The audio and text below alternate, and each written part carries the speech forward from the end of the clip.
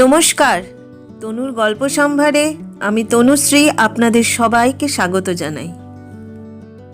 আপনারা শুনছিলেন লেখিকা সঞ্চারী ভট্টাচার্যের কলমে নবকলেবর উপাখ্যানে প্রথম পর্ব, পুরীর জগন্নাথ দেবের এক অজানা ইতিহাস। আজকে আমি শোনাব উপাখ্যানের অন্তিম পর্ব। গল্প পাঠ ভালো লাগলে একটা লাইক ও শেয়ার করে দেবেন। যারা জগন্নাথ দেবের অজানা ইতিহাসের প্রথম পর্ব এখনো পর্যন্ত শোনেননি, তারা ঝটপট শুনে ফেলুন। নিচের ডেসক্রিপশন বক্সে লিংক দেয়া আছে। তাহলে আর সময় নষ্ট না করে শুরু করি নবকলেবর উপাখ্যানের অন্তিম পর্ব। গল্পটি শুরু করার আগে গল্পের প্রথম পর্ব একটু ঝালিয়ে নেওয়া যাক। রূপকিনী নামের এক বৃদ্ধা অসহায় দুঃখিনী মহিলা, যাকে পুরীর পাঞ্জারা সবাই অচ্ছুত বলে মন্দিরের দ্বার থেকেই দূর দূর করে হাঁকিয়ে দিত এবং মারত। তার একটা 12 বছরের রুগ্ন নাতিও ছিল, যাকে চিকিৎসা করবার মতো তার কাছে পয়সাও ছিল না। সেই দুঃখিনী বৃদ্ধার খুব ইচ্ছা একবার জগন্নাথ দেবের দর্শন করা আর রথের চাকা টানার। সে কি পাবে জগন্নাথ দেবের দর্শন এবং রথের চাকা টানার অধিকার? তার কি দুঃখ ঘুচবে কোনোদিন? তার রুগ্ন নাতিটি কোনোদিন সুস্থ হবে? তার নিজের পরিচয়ও কি পাবে? সবই জানতে পারবেন গল্পের অন্তিম পর্বে।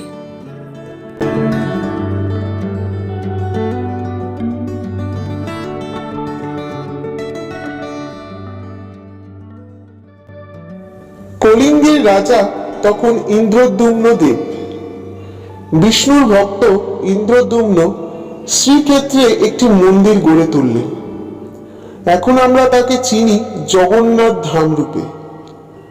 কিন্তু সেই মন্দিরে তখন কোনো বিগ্রহ ছিল না।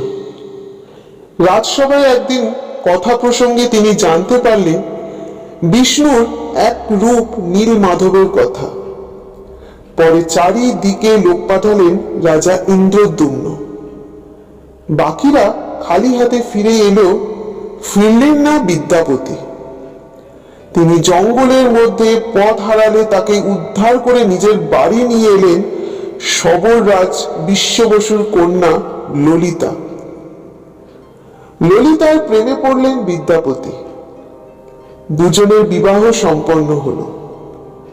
বিবাহের পর বিদ্যাপতি দেখলেন রোজ সকালেই সবররাজ কয়েক ঘন্টার জন্য কোথাও বেরিয়ে যান।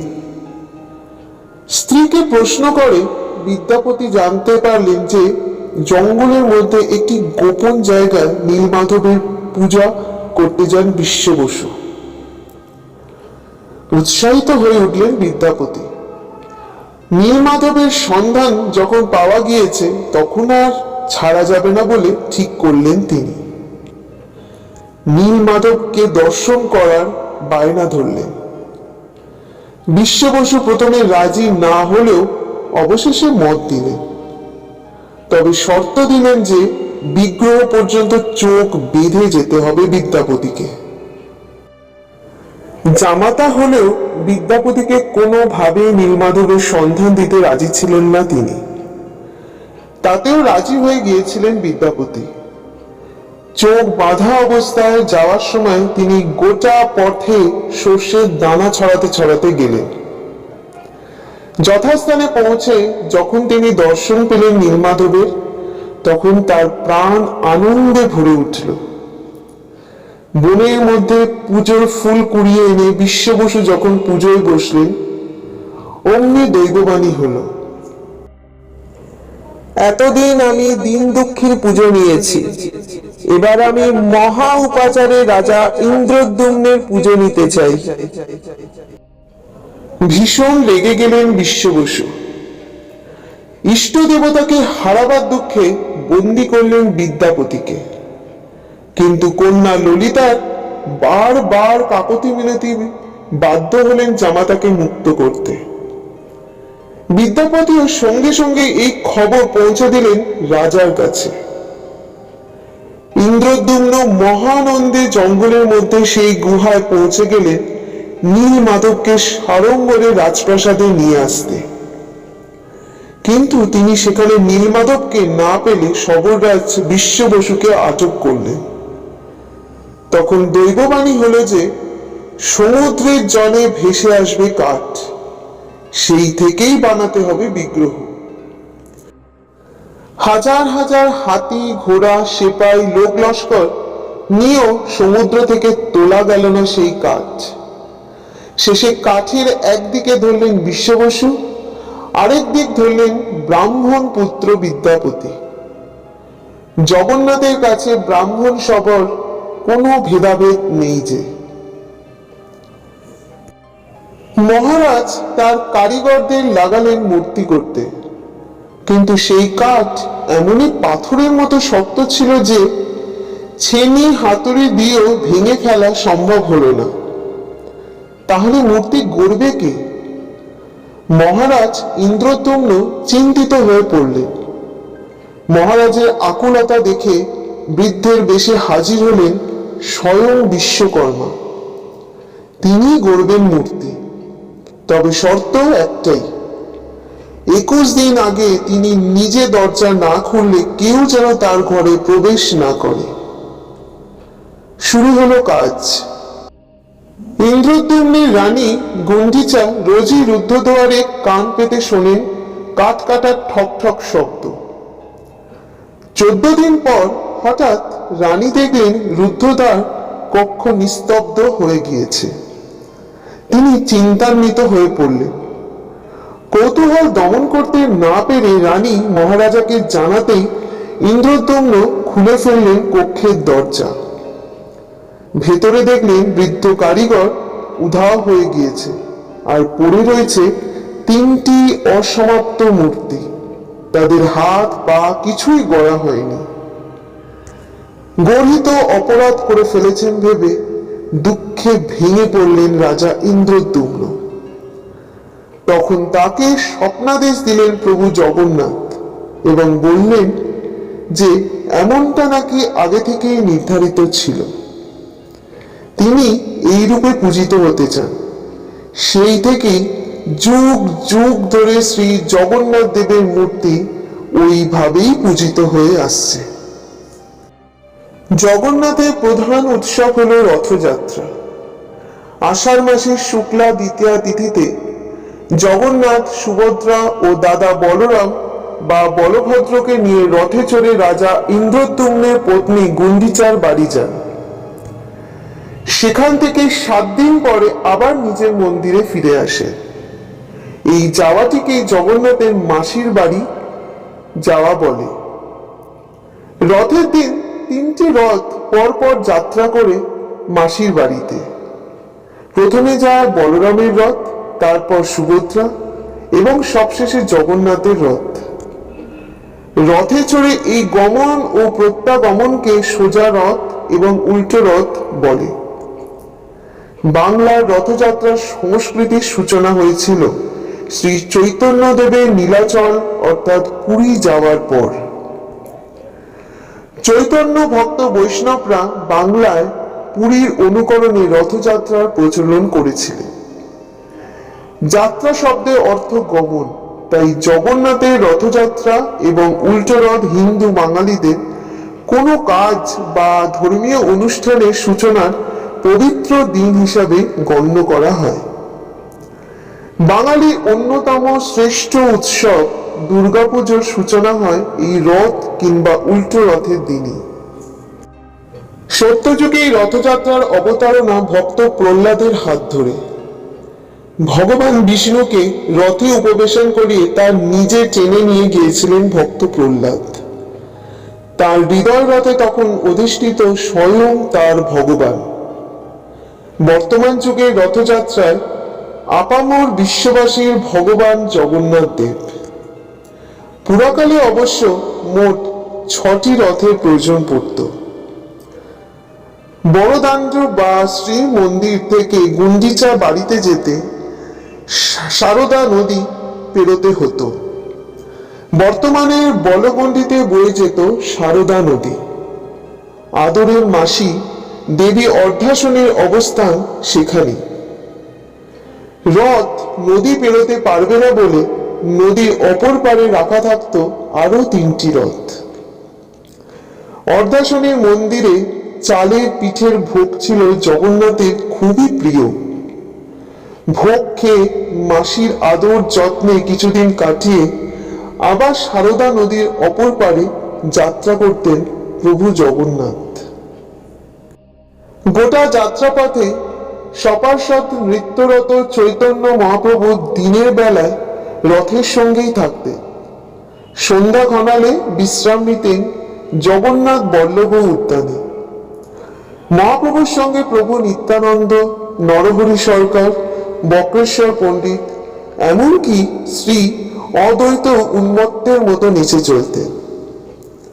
ভাবলীলার আবেশে থেমে গিয়েছিল পরম ভক্ত নরপতি প্রতাপরুদ্রের হাতে সোনার ঝাড়ু।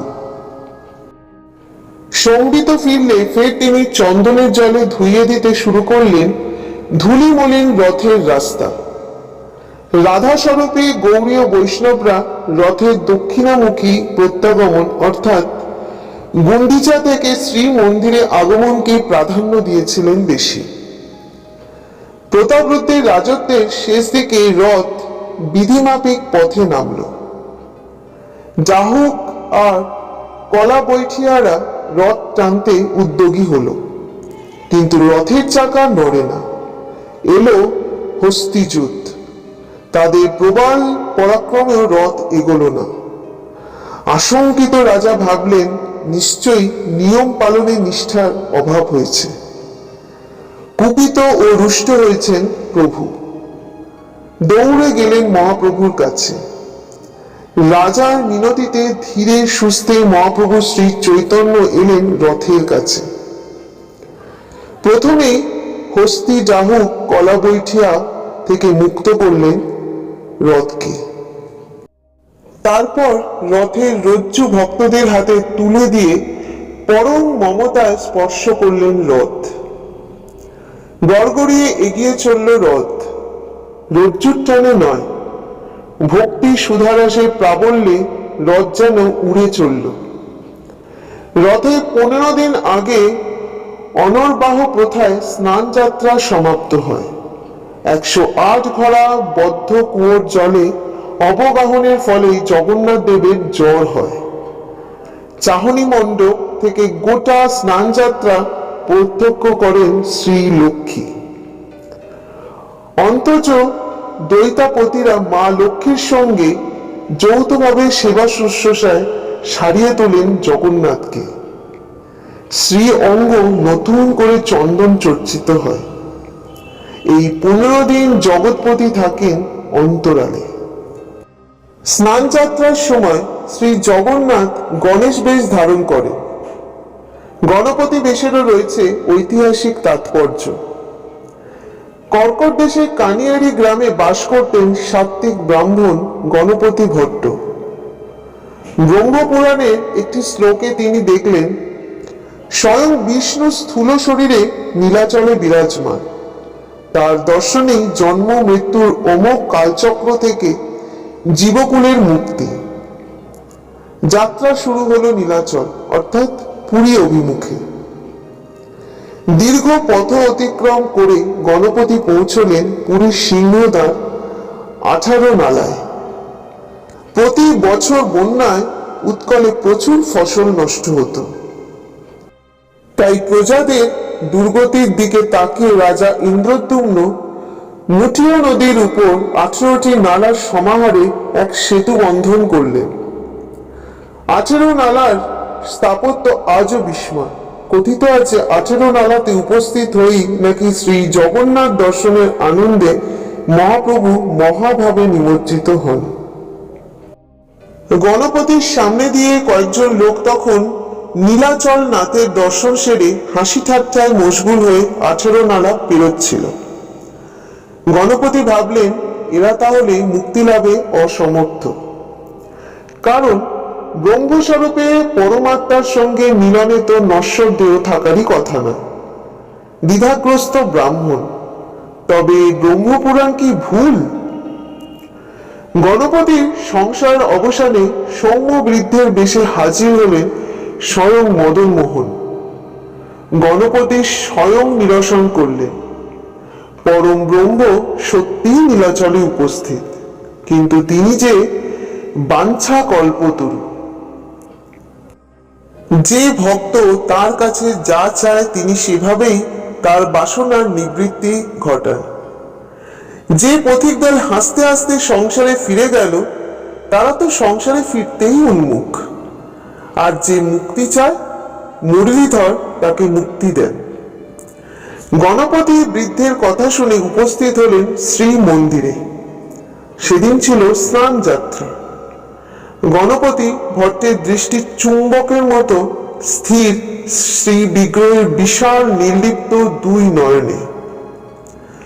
পরম ব্রহ্মের এরকম মানসী চোখ কেন? এ দারুমূর্তি কখনোই সচ্চিদানন্দ নন। তার এত পথ আসাটাই বৃথা। মনোবাসনা পূর্ণ না হওয়ায় গণপতি ভট্ট আবার ফিরে যেতে উদ্যত। ভক্ত আহত চিত্তে ফিরে যাচ্ছে দেখে জগন্নাথের হৃদয় আলোড়িত হল। জগমোহনে গতকালে প্রবল খাটাখাটনিতে সেবক বিষ্ণু শর্মা, মুদিরথ পাণ্ডা তখন তন্দ্রাচ্ছন্ন।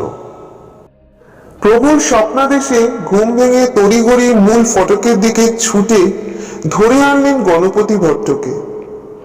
স্তম্ভিত গণপতি অতি প্রাকৃতের আশায় আবারও চললেন বিগ্রহ সমীপে, কিন্তু তার আরাধ্যকে তো সেই ঠুটো বিগ্রহ মূর্তিতে কোথাও খুঁজে পাচ্ছেন না।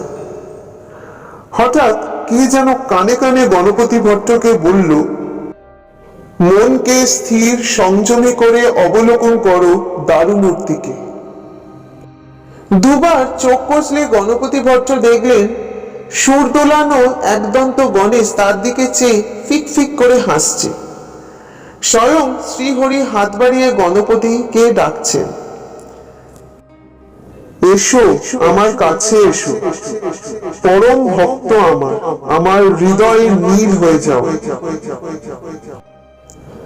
গণপতি তখন প্রাণের ঠাকুর শ্রী জগন্নাথকে অনুরোধ করলেন,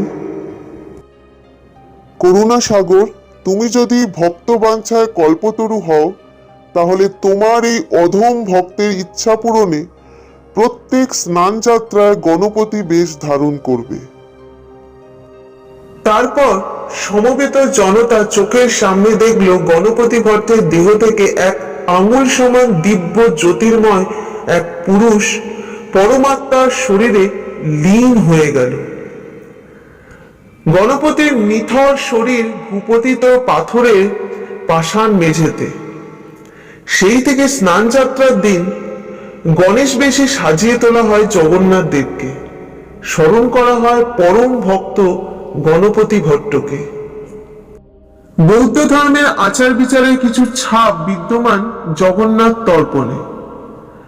শ্রীমূর্তির শরীরে ব্রহ্মমণি বা শ্রীকৃষ্ণের অস্থির সংস্থাপন হয় নবকলেবরে। হিন্দু ধর্মে মৃতদেহের দাঁত, নখ, অস্থি, চুল অপবিত্র, তার সংরক্ষণ স্বাস্থ্যসম্মত নয়। কিন্তু বৌদ্ধরা মৃতদেহের দাঁত, নখ, চুল সংরক্ষণ করে তার উপর স্তূপ নির্মাণ করেন।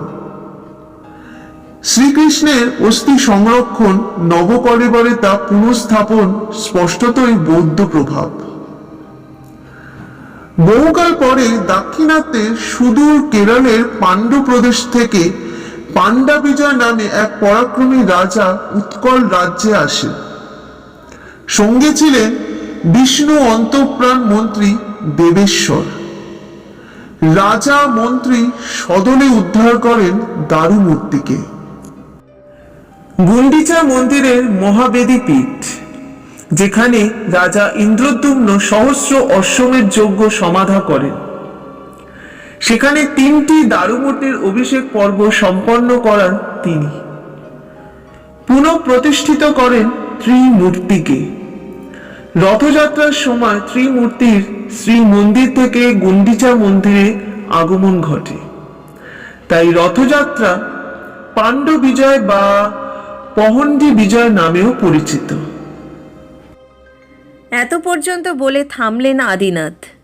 এরপরে বৃদ্ধার দিকে তাকাতেই দেখলেন বৃদ্ধা স্থির হয়ে তার দিকে তাকিয়ে রয়েছেন। এক পরম মুহূর্তের উপস্থিতি লক্ষ্য করলেন আদিনাথ। বৃদ্ধা যে দৈবিক শক্তির দ্বারা অনুপ্রাণিত হয়ে পড়েছেন সেটি তার দৃষ্টিই প্রমাণ করে দিচ্ছিল। আদিনাথ বৃদ্ধাকে উদ্দেশ্য করে বললেন, মা, এবারে যে নবকলেবর 12 বছর বাদে এই প্রথম দেবতার আত্মা তার পুরাতন কাঠের মূর্তি থেকে নতুন মূর্তির মধ্যে স্থানান্তরিত হবে। এর জন্য প্রয়োজন পড়বে সেই বিশেষ নিম কাঠের। কোনো যোগ্য মানুষই যে সেই কাঠের সন্ধান দিতে পারবেন। প্রভু জগন্নাথ কাকে এই কাজের জন্য নির্বাচন করবেন এটি বলা ভারী কঠিন। তবে এই কাজ সম্পন্ন হবে তারই হাতে যে জাতপাতের উপরে উঠে এক মনে নিষ্ঠা সহকারে জগন্নাথ দেবকে স্মরণ করে গিয়েছেন। বৃদ্ধাটি কাতর কণ্ঠে বললেন, আমি জানি না আমি এই কাজের দায়িত্ব পাবো কিনা। দেব যদি আমাকে নিজের শরণে নিতেন তাহলে এ জীবন ধন্য হয়ে যেত। আদিনাথ বৃদ্ধার কথা শুনে হাসলেন। এরপর বললেন, এত ভাবুক হবেন না মা, সময় সব ঠিক করে দেবে। সময় উপরে ভরসা রাখুন। আপনি খুব ক্লান্ত বোধ করছেন, আসুন আমার কোলে মাথা রাখুন। এখানে মাথা দিয়ে শোয়ার মতো কিছুই নেই, তাই আপনি নিশ্চিন্তে আমার কোলে মাথা রাখুন। ভাববেন আমি আপনার সন্তান। সন্তানের কোলে মা মাথা রাখলে সন্তানের খুবই ভালো লাগে। এর চেয়ে পুণ্য যে আর নেই। বৃদ্ধা যতবার আদিনাথের কথা শুনছিলেন ততবারই তিনি মুগ্ধ হয়ে যাচ্ছিলেন। যেখানে সকলেই তাকে তাচ্ছিল্য করত, অনাদরের চোখে দেখত, সেখানে এই ছেলেটি তাকে মা বলে সম্বোধন করে কাছে টেনে নিতে পারে, এটি ছিল বৃদ্ধার ধারণার বাইরে। তিনি কথা না বাড়িয়ে আদিনাথের কোলে মাথা রাখলেন। আদিনাথ তার সেলাইয়ের জায়গাটিতে হাত বুলিয়ে দিতে লাগলেন। বৃদ্ধা এক পরম শান্তির স্পর্শ অনুভব করলেন। কখন যে সেই অনন্ত শান্তির নিদ্রায় ঢলে পড়লেন হুঁশ নেই। ভোর হতেই পাখির কিচিরমিচির শব্দে চোখ খুললেন বৃদ্ধা। এরপরে সামনের দিকে তাকাতেই অবাক হয়ে গেলেন। সেখানে কবিরেজ ছিলেন না। তিনি ঘরে কবিরেজকে খুঁজতে লাগলেন। এরপরে কুটিরের বাইরে বেরিয়েও বেশ কয়েকবার তার নাম ধরে হাঁক দিলেন, কিন্তু কোথাও কোনো সাড়া শব্দ পেলেন না। বৃদ্ধা সহসা অস্থির হয়ে উঠলেন। এমনটা কিভাবে সম্ভব? এর সত্যতা যাচাই করবার জন্য তিনি হরেনের বাড়ির উদ্দেশ্যে রওনা হলেন। সাত সকালে হরেনের দরজায় করাঘাতের শব্দ হতেই তিনি অস্থির হয়ে উঠলেন। দরজার কাছে এগিয়ে এসে বললেন, এ কি, আপনি এত সকালে? আমার শরীরটা গতকাল থেকেই ভালো নেই, একটু কাজে গিয়েছিলাম, বৃষ্টি ভিজে বাড়ি ফিরতে হয়েছিল, সেই থেকেই কাহিল হয়ে পড়েছি, হাঁটা চলার অবস্থাতেও নেই। আমি সেই কারণেই গতকাল রাতে আপনার নাতিকে দেখতে যেতে পারিনি। সে এখন কেমন আছে? হরেনের মুখের কথাগুলি শুনে বৃদ্ধা বিস্মিত দৃষ্টিতে চেয়ে রইলেন। তারপর বললেন, এই কেমনই সম্ভব? গতকাল আমার ভিটে আদিনাথ বলে একটি সুদর্শন যুবক এসেছিলেন। সে যে তোমার নাম করছিল। তুমি নাকি তোমার বাসায় তাকে আশ্রয় দিয়েছ। আজ বেশ কয়েকদিন ধরেই সে নাকি তোমার ভিটেতেই রয়েছে। তাহলে সে কোথায় গেল? গতকাল গোটা রাত সে আমাদের সাথেই ছিল। আমাকে রথযাত্রার কাহিনীও শুনিয়েছে, এমনকি আমাদেরকে ঔষধিও দিয়েছে। আজকে আমি বেশ সুস্থ অনুভব করছি, আর আমার মাথার কাটার জায়গাটা সেখানে সেলাই হয়েছিল, দেখো একেবারে মিলিয়ে গিয়েছে। আমি আমার নাতির কপালেও হাত দিয়ে দেখেছি, জ্বর একেবারে নেমে গিয়েছে। এই চমৎকার কেমনই সম্ভব হলো হরেন? বলতে পারো? এমনটা তো অসম্ভব। যে লোকটি জল জ্যান্ত আমার দরজার সামনে এসে দাঁড়ালেন, তিনি সকালে কোথায় গায়েব হয়ে গেলেন? সে গতকাল রাতে আমাকে একটি কথাও বলে গিয়েছিলেন। হরেন উত্তেজিত হয়ে জিজ্ঞাসা করলেন, কি বলে গিয়েছিল? সে আমাকে বলেছিল তুমি নাকি তাকে চমৎকারী বাবা বলে ডাকো। যবে থেকে সে এই গায়ে এসেছে তবে থেকে নাকি তার ঔষধি একেবারে চমৎকারী ঔষধ রূপে কাজ করছে। অনেকের রোগের উপশম ঘটিয়েছে নাকি ওই ঔষধি। বৃদ্ধার মুখের কথাগুলি শোনার পরেই চমকে উঠলেন হরেন। এরপরে বৃদ্ধাকে উদ্দেশ্য করে বললেন, চমৎকারী বাবা কে জানেন? কে? তিনি আর কেউ নন, স্বয়ং শ্রীনাথ স্বামী, জগন্নাথ স্বামী। তার নতুন মূর্তি গড়িয়েছি আমি। এই 1 সপ্তাহ আগেই সেই মূর্তি নিয়ে এসেছি। তারপরে তাকে সিংহাসনে প্রতিষ্ঠিত করেছি। নিয়মিত ওনার সেবা করি আমি। উনি আমার ভিটে আসার পর থেকেই সবকিছু শুভ হচ্ছে। আমার হাতে সুস্থ হয়ে উঠছেন এই গ্রামের প্রায় অনেকেই। এখানেই রয়েছে ওনার চমৎকারের মাহাত্ম্য। তাকেই আমি এই বিশেষ নামে ডাকি। যবে থেকে আমার হাত দিয়ে এমন সব অসাধারণ কাজ হচ্ছে, তবে থেকেই ওনার প্রতি আমার বিশ্বাস আরো বৃদ্ধি পেয়েছে। সেই থেকেই আমি ওনাকে চমৎকারী বাবা বলেই ডাকি। উনি কবিরাজের বেশে তোমার বাসায় এসেছিলেন, তুমি তাকে চিনতে পারোনি। দেবতা স্বয়ং এসেছিলেন তোমার ভিটে, অথচ তুমি আন্দাজ করতেও পারলে না। এতদিন ধরে যাকে 2 হাত জোর করে ডেকে গেছো, সে স্বয়ং এসে দাঁড়িয়েছিল তোমার দোরগোড়ায়। তোমাদের সেবা করেছেন নিজের হাতে তিনি। তাই তোমরা ওনার দেয়া প্রসাদকে সকলেই সুস্থ হয়ে উঠেছ। ও কোনো ঔষধি ছিল না গো, ও ছিল ওনার মহাপ্রসাদ। জয় জগন্নাথের জয়, জয় প্রভু জগন্নাথের জয়। বৃদ্ধা অবাক হয়ে সেই সিংহাসনের দিকে তাকিয়ে রইলেন। কবিরাজ হিসাবে গ্রামে হরেনের বেশ ভালোই নামডাক ছিল। তার থেকে প্রাপ্ত অর্থের দ্বারাই জগন্নাথের সেবায় ওই অর্থ বিনিয়োগ করেছিলেন তিনি। এই দৃশ্য দেখে মুগ্ধ হয়ে গেলেন বৃদ্ধা। নিজের ভিটের দিকে দৌড়তে শুরু করলেন। বাসায় ফিরে দেখলেন তার ভিটের সামনে চিহ্নিত রয়েছে ভগবান বিষ্ণুর পাদুকা। ওই স্থান দিয়েই হেঁটে গিয়েছিলেন আদিনাথ। আবার ওই স্থান দিয়েই গতকাল তিনি কুটিরে প্রবেশও করেছিলেন। বৃদ্ধা সেই পদচিহ্ন স্পর্শ করে কাঁদতে থাকলেন। হে প্রভু, তুমি এত দূরে এলে, এত কষ্ট করে আমাদেরকে সেই পরম সিদ্ধ ইতিহাসের কথা জানালে, অথচ স্বরূপ দর্শন করালে না। আমি যে তোমাকেও পেয়েও অপূর্ণ রয়ে গেলাম প্রভু, অপূর্ণই রয়ে গেলাম। নিজের পরিচয় কথাও জানতে পারলাম না। এখন আমি বেশ অনুভব করতে পারছি সমুদ্রের পাড়ে দেখতে পাওয়া সেই দিব্য পুরুষটি কে ছিলেন। সে আর কেউ নয়, সে স্বয়ং আপনি। অথচ আপনি আমার এত কাছ থেকেও কোনো দিনও নিজের উপস্থিতি টের পেতে দেননি। কি পাপ করেছিলাম আমি? কি পাপ? সবটা আমার হাতের কাছেই ছিল।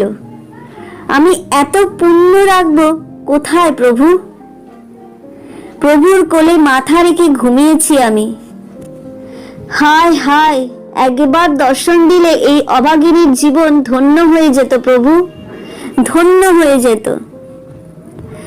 যে প্রভুর কথা জানবার জন্য জনে জনে দয়া ভিক্ষা করে বেড়াতাম, গতকাল সেই প্রভুই স্বয়ং এসে নিজের ইতিহাসের কথা নিজেই জানিয়ে দিয়ে গেলেন।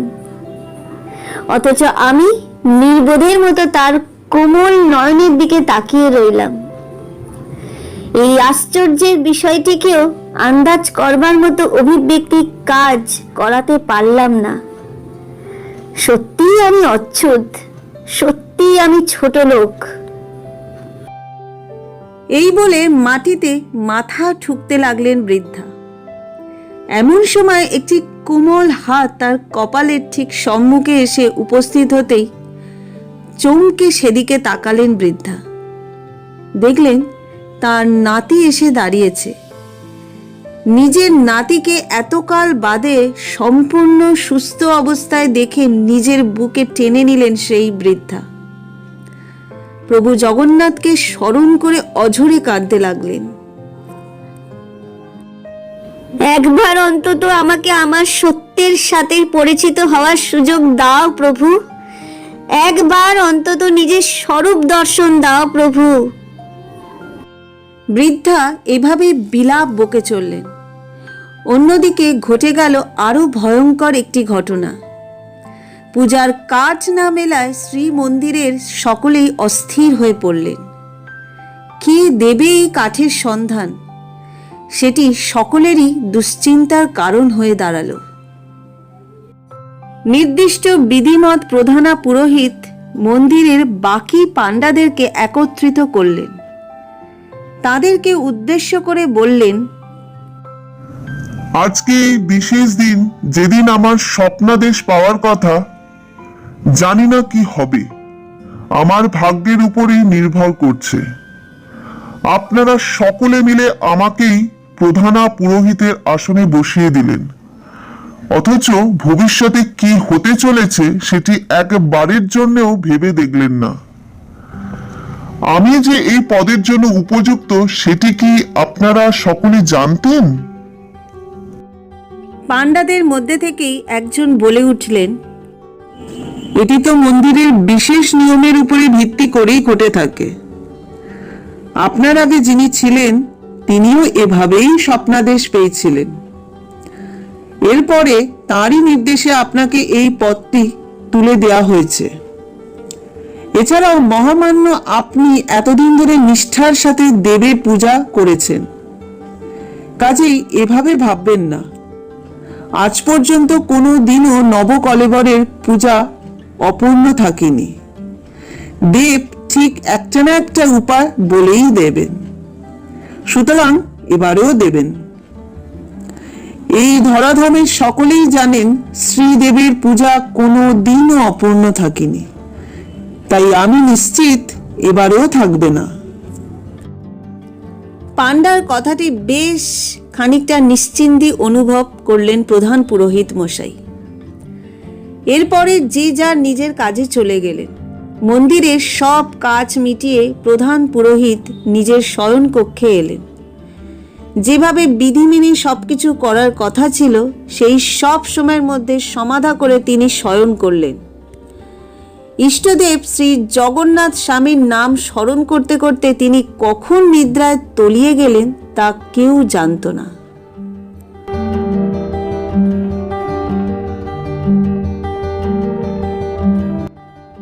তখন রাত বেশ গভীর। প্রধান পুরোহিতের হঠাৎ ঘুম ভেঙে গেল। মনে হলো কেউ যেন নূপুর পরে তার ঘরের মধ্যে দিয়ে প্রদক্ষিণ করছেন। স্থান থেকে স্নানান্তরে সেই শব্দ ছড়িয়ে যেতে শুরু করলো। হঠাৎ আবারও নজরে এলো একটি নারী মূর্তি। অসাধারণ সব অলংকারে সুসজ্জিত সেই নারী মূর্তিটির দিকে তাকাতেই পুরোহিতের চোখ ঝলসে গেল। তিনি কিছুই অনুধাবন করতে পারলেন না। এরপরেই দেখলেন এক জ্যোতির্ময়ী শিখা গোটা জায়গাটির উপরে বেষ্টন করে রয়েছে। সেই আলোর মধ্যে দিয়েই প্রবাহিত জ্যোতিষ্কের দ্বারা সেই নারী নিজের গোটা শরীরটিকে ভূষিত করে রেখেছেন। সেই নারীর আহ্বানে তাকেই অনুসরণ করতে লাগলেন পুরোহিত। কখন মন্দির পেরিয়ে তিনি জঙ্গলে প্রবেশ করলেন হদিশ নেই। পুরোহিত আরও কিছুটা হকচকিয়ে গেলেন। সেই নুপুরের শব্দটি জঙ্গলের মধ্যে কোথাও একটা গায়েব হয়ে গেল। তৎক্ষণাৎ মেঘের গর্জন শুরু হলো। তিনি দেখলেন কিছু লাঠিয়াল এক মহিলাকে তাড়া করেছেন। সাদা সিল্কের বস্ত্র পরিহিত সেই মহিলা কোলে একটি বাচ্চাকে নিয়ে তার সামনে দিয়ে রুদ্ধশ্বাসে দৌড়ে গেলেন। সাথে সাথে লাঠিয়ালারা ধাওয়া করলেন তার পিছনে। পুরোহিতটি দেখলেন তারা সকলেই তার শরীরটি ভেদ করে বেরিয়ে গেলেন। তারা কোথাও গেলেন সেটি দেখা মাত্র পুরোহিত সেই দিকেই ধাবিত হতে শুরু করলেন। সেই সঙ্গে সেই সুবর্ণ জ্যোতিষ্কটিও পুরোহিতকে পথ দেখিয়ে ধাবিত হয়ে চলল। জঙ্গলের রাস্তা ধরে যেতে যেতে পুরোহিত দেখলেন সেই মহিলাটি কোলে বাচ্চাটিকে নিয়ে একটি নদীর ধারে এসে উপস্থিত হয়েছেন। সেই নদীর জলে কলকল শব্দ স্পষ্টতই তার কানে ভেসে এলো। মহিলাটি সেই বাচ্চাটিকে নিয়ে নদীর জলে ঝাঁপ দিতে যাবেন, এমন সময় এক লাঠিয়াল এগিয়ে গিয়ে লাঠির দ্বারা সজোরে সেই মহিলার কপালে আঘাত করলেন। মহিলাটির সাথে সাথে জ্ঞান হারিয়ে মাটিতে লুটিয়ে পড়লেন। পাশে পড়ে রইল ওই অবুঝ শিশুটিও, যার কথা বলার শক্তিটুকুও ছিল না। কোলের শিশুটিকেও মেরে ফেলতে উদ্যত হচ্ছিলেন একজন, কিন্তু তাদের মধ্যে থেকেই এক লাঠিয়াল এগিয়ে এসে তাকে বাধা দিয়ে বললেন, ছেড়ে দে, ইনি আমাদের রানীমা। রাজা মশাই আমাদেরকে এটুকুই নির্দেশ দিয়েছিলেন, ওনাকে ভয় দেখাতে হবে, মৃত্যু ভয়, আর মাথায় আঘাত করতে হবে, যার দ্বারা ওনার স্মৃতিভ্রষ্ট হয়ে যেতে পারে। আমরা যেভাবে ওনার মাথায় আঘাত করেছি তার দ্বারা মনে হয় না অতীতের কোনো কথা ওই বুড়ির মনে থাকবে। আর রইল বাকি ওই শিশু, হা হা হা, তার মা বাবাকে তো আমরা আগেই মেরে ফেলেছি। এও এখানে পড়ে থাকতে থাকতেই মরে যাবে, কারণ এই বয়সে রাজপরিবারের সুখ ছেড়ে দিয়ে বুড়ির পক্ষে ভিক্ষে করে দুজনে পেট চালানো কোনোভাবেই সম্ভব হয়ে উঠবে না। কাজেই চিন্তা করিস না, রাজামশাইয়ের নির্দেশ ছিল কাজ সেরে তাড়াতাড়ি বাড়ি ফিরে আসার। তবে একটা কথা বলতেই হবে, এই বুড়ির ভারী দম আছে। সে একাই এই বাচ্চাটিকে নিয়ে দৌড়তে শুরু করেছিল। যাক, চার বাদ দে, এখান থেকে এখন চল। তাদের কথোপকথন শুনে অবাক হয়ে গেলেন সেই পুরোহিত। তাদের দিকে ধাবিত হয়ে তাদেরকে মারতে উদ্যত হলেন, কিন্তু মনে হলো যেন তিনি অন্য কোনো গোলার্ধে অবস্থান করছেন। সবটা তার চোখের সামনেই ছিল, কিন্তু তবুও তিনি ওই ঘটনাটিকে শুধুই দূর থেকে দাঁড়িয়ে দেখতে পাচ্ছিলেন। লাঠিয়ালরা চলে যেতেই পুরোহিত সময় নষ্ট না করে সেই মহিলার দিকে এগিয়ে গেলেন। সেই মহিলার মুখের দিকে তাকাতেই তিনি চমকে উঠলেন। ওনার শরীরে থাকা গহনাগুলি ছিল গঙ্গা বংশের গহনা, যেটি এর পরবর্তীকালে ওই পরিবারের রাজবধূদের গলাতেও শোভা পেতে দেখেছিলেন তিনি। ওই মহিলাই যে রাজমাতা সে বিষয়ে বিন্দুমাত্র সন্দেহ প্রকাশ করলেন না তিনি। পাশের শিশুটিকে বেশ কিছুক্ষণ লক্ষ্য করতেই দেখলেন তার শরীরে থাকা চিহ্নটির সাথে রাজপরিবারের বংশানুক্রমিক চিহ্নের মিল রয়েছে। চমকে উঠলেন পুরোহিত। রাজমাতার দিকে হাত বাড়াতেই আবারও বিদ্যুৎ চমকে উঠল। কড়কড় শব্দে ধ্বনিত হলো বজ্র। ঠিক সেই সময় তাকে পথ দেখিয়ে নিয়ে আসা জ্যোতিষ্কটি আরও উজ্জ্বল রশ্মির বলয় সৃষ্টি করে ঘুরতে শুরু করলেন। সেখানে নিজের স্বরূপে এলেন দেবী মহালক্ষ্মী ও শ্রী জগন্নাথ স্বামী। তাদেরকে দেখা মাত্রই পুরোহিত মশাই হতচকিত হয়ে গেলেন। মাতা লক্ষ্মী তাকে উদ্দেশ্য করে বললেন, ইনি হলেন রুক্মিণী, যাকে তোমরা সর্বদা এক অচ্যুত ভেবে এসেছ। এনার কোলের শিশুটিও এই গঙ্গা বংশেরই। এক ঘোর পারিবারিক দ্বন্দ্বের দ্বারা ওই পরিবারের জ্যেষ্ঠ পুত্র পরিবারের সকলকে হত্যার চক্রান্ত করেছিলেন। এই শিশুটির পিতামাতাকেও উনি মেরে ফেলেন। রাজা ইন্দ্রদ্যুম্নের পরবর্তী বংশধর হওয়া সত্ত্বেও গঙ্গাদেব বর্মন যে এমন ঘৃণ্য কাজ করতে পারেন তা ওই পরিবারের কেউ কল্পনাতেও ভাবতে পারেনি। কিন্তু তিনি নিজের স্ত্রীর উপরে কোনো আঁচ আসতে দেননি। বেঁচেছিলেন কেবল এই বিধবা বৃদ্ধা। তার স্বামীর মৃত্যুর পর থেকে গঙ্গা বংশের সমস্ত ক্ষমতা স্থানান্তরিত হয়ে গিয়েছিল গঙ্গাদেব বর্মনের হাতে। যদিও এই বংশের যোগ্য উত্তরাধিকারী ছিলেন তার কনিষ্ঠ ভ্রাতা মলয় বর্মন, কিন্তু তিনি তাদেরকে হত্যা করে নিজেই সাম্রাজ্যের গদিতে বসবার জন্য এই ঘৃণ্য চক্রান্ত করেছিলেন। রাজমাতা রুক্মিণী কোনো উপায় না দেখে নিজের প্রাণের মোহ ত্যাগ করে গঙ্গা বংশের শেষ পরবর্তী উত্তরাধিকারীকে সঙ্গে নিয়ে জঙ্গলের উদ্দেশ্যে ধাবিত হতে থাকে। উদ্দেশ্য ছিল একটি, নিজের উত্তরাধিকারীর প্রাণ বাঁচানো। এই ছেলেটি পরবর্তীকালে গঙ্গা বংশের সিংহাসন আরোহণ করবে। তিনি মলয় বর্মনের একমাত্র পুত্র।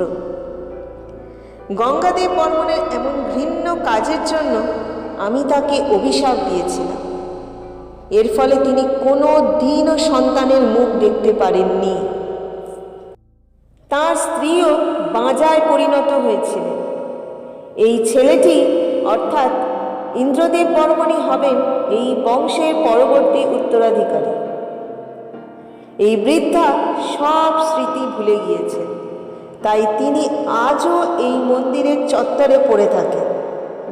আমাদের নিত্য পূজার ভাগীদার হওয়ার সমস্ত গুণ থাকা সত্ত্বেও তোমরা অন্ধের দল তাকে ওই মন্দিরে প্রবেশ করতে দাও না। উনি একজন সতী নারী, ব্রাহ্মণ বংশোদ্ভূত। সেখানে তোমরা তাকে অচ্যুত বলার সাহস দেখিয়েছিলে, তবে সবটাই নিয়তির পরিহাস, তাই কিছুই করার ছিল না। ঈশ্বরকেও অনেক সময় সময়ের উপরে নির্ভর করেই চলতে হয়। আমাদেরও হাত পা বাঁধা থাকে, তাই সঠিক সময়ের পূর্বে এই কাহিনী সর্বসমক্ষে আনা সম্ভব ছিল না। এরপরে স্বয়ং শ্রী জগন্নাথ দেব পুরোহিতকে উদ্দেশ্য করে বললেন, আমি রুক্মিণীকে স্মরণ দিয়েছি, তার পাশে থাকবার কথা দিয়েছি। তাদের এই কষ্ট থেকে উদ্ধার পাওয়ার সময় এসেছে। এই ধামের পশ্চিম প্রান্তে যে গ্রামটি রয়েছে সেখানে তুমি তার হদিশ পাবে। তিনি এই কাঠের হদিশ দেবেন। আমি তাকে আজই স্বপ্নাদেশ দেব। তিনি হবেন এবারের নির্ধারক। তার দেখানো পথেই অগ্রসর হবে তোমরা সকলে। কাঠের সন্ধান পেয়ে যাবে। সেই সাথে নবকলেবরের সমস্ত ক্রিয়া সম্পাদনের মধ্যে দিয়ে এই পবিত্র কাজটিও সম্পাদিত হবে। এই দায়িত্ব তোমার উপরে অর্পিত রইল। তুমি এর যোগ্য অধিকর্তার ভূমিকা পালন করবে। মনে রেখো, রুক্মিণী ব্যতীত কেউ এই কাঠের সন্ধান দিতে পারবে না। তাকে অবমাননা করার অর্থ আমাকে অবমাননা করা। আমি উপস্থিত না থেকেও সর্বদা এই পুরী ধামের উপরে নিজের আশীর্বাদের হাতটি অক্ষুণ্ণ রেখেছি। এই জগতের সবকিছু মায়ার দ্বারাই আচ্ছন্ন। তুমিও এতক্ষণ যা কিছু দেখেছ এর সবই অতীতে ঘটে যাওয়ার ঘটনার অংশ বিশেষ। কিন্তু বাস্তবে রুক্মিণীর অস্তিত্বের সাথে এই ঘটনা অঙ্গাঅঙ্গিভাবেই জড়িত রয়েছে। তাই সেই হবে এই নবকলেবরের যোগ্য বিশারদ ও তথ্য নির্ধারক। শুভ কাজে এগিয়ে যাও। তথাস্তু। কথাগুলি বলেই দেবী লক্ষ্মী ও শ্রী জগন্নাথ দেব অন্তর্ধান হয়ে গেলেন। পুরোহিত মশাই ঘুম ভেঙে দেখলেন তিনি খাটেই শুয়ে রয়েছেন। ঘাবড়ে গিয়ে উঠে কিছুটা জল চোখে মুখে দিয়ে একটি জায়গায় বসে পড়লেন। তারপরে মনে মনে বললেন, আমরা যাকে এতদিন অচ্যুত মেনে এসেছি, তিনি এত বড় শক্তির অধিকারিণী? যাকে আমাদের মাথায় করে রাখা উচিত ছিল, তাকেই আমরা পায়ে ঠেলেছি। আজকে আমার শ্রী দেবী ও শ্রী জগন্নাথ দেবের সম্মুখ দর্শন সম্ভব হয়েছে ওই রাজমাতার জন্যই। আমার জীবন ধন্য হয়েছে প্রভু, ধন্য হয়েছি আমি, ধন্য হয়েছে আমার আত্মা। আমি সসম্মানে সেই দেবীকে পুজিব আর তাকে সঙ্গে নিয়েই কাঠ খোঁজার উদ্দেশ্যে রওনা দেব। এই যে স্বপ্ন ছিল তা কল্পনাও করতে পারিনি। মনে হচ্ছিল সবটাই যেন নিজের চোখের সামনে ঘটতে দেখছি। আপনার মহিমা সর্বস্তরে ব্যাপ্ত প্রভু। আপনার দ্বারাই এমন চমৎকারকে রূপ দেওয়া সম্ভব। জয় জগন্নাথের জয়, জয় মহালক্ষ্মীর জয়। এরপরেই পুরোহিত মশাই বিশুদ্ধ জল পান করলেন। মন্ত্রের দ্বারা শরীরকে শুদ্ধ করে শ্রী মন্দিরের উদ্দেশ্যে রওনা হয়ে গেলেন। তার পথ চেয়ে অপেক্ষা করছিলেন পাণ্ডারা সকলেই। তাকে দেখা মাত্রই সকলে চমকে উঠলেন। তাদের মধ্যে থেকেই একজন বললেন, এখনো তো ভোরের আলোই ফোটেনি, আর আপনি চলে এলেন? পুরোহিত মশাই তাদেরকে সবটা জানালেন। বিষয়টি বিশদে জানবার পরে প্রত্যেকেই হতচকিত হয়ে গেলেন। তারাও যে একই দোষে দোষী তা মেনে নিতে কোনো দ্বিধা ছিল না। প্রত্যেকেই যে চরম অপরাধ করে ফেলেছেন সে কথা স্মরণ করতেই সকলে কাঁদতে শুরু করলেন। পুরোহিত তাদেরকে উদ্দেশ্য করে বললেন, আপনারা সকলে শান্ত হন। আপনারা কিংবা আমি যা করেছি সেগুলি সবই ছিল পূর্ব নির্ধারিত। দেবের অনুমতি ব্যতীত এই ধরাধামে কিছুই হয় না, এমনকি গাছের একটি পাতাও নড়ে না। এগুলো সবই নিয়তির লিখন ছিল। নির্দিষ্ট সময়ের পূর্বে দেবের সৃষ্টি করা এই মায়ার দ্বারা আমরা সকলেই মোহগ্রস্ত হয়ে পড়েছিলাম। কিন্তু এখন সময় এসেছে এই ভুল শুধরে নেওয়ার। রুক্মিণীকে সসম্মানে আমাদের ফিরিয়ে আনতে হবে। উনি আমাদের রাজমাতা। এই গঙ্গা বংশের সর্বাধিক ক্ষমতার অধিকারিণী তিনি। তিনি জীবিত থাকাকালীন ওই পরিবারের কেউই এই বংশের রাজার ভূমিকা পালন করতে পারবেন না। কারণ গঙ্গাদেব বর্মন মলয় বর্মনকে হত্যা করেছিলেন। এসবের মধ্যে রাজমাতার কোনো ভূমিকা ছিল না। এমনকি গঙ্গাদেব বর্মন তার অনুমতি না নিয়ে সিংহাসন আরোহণ করেছিলেন। ফলে এই রাজা প্রকৃত রাজার উপাধি পাওয়ার যোগ্যতা হারিয়েছেন। শুধু ক্ষমতা আর কপটুতার জোরে তিনি এই বংশের ক্ষমতায় আসীন রয়েছেন। আমরা এতদিন এসবের কিছুই জানতাম না।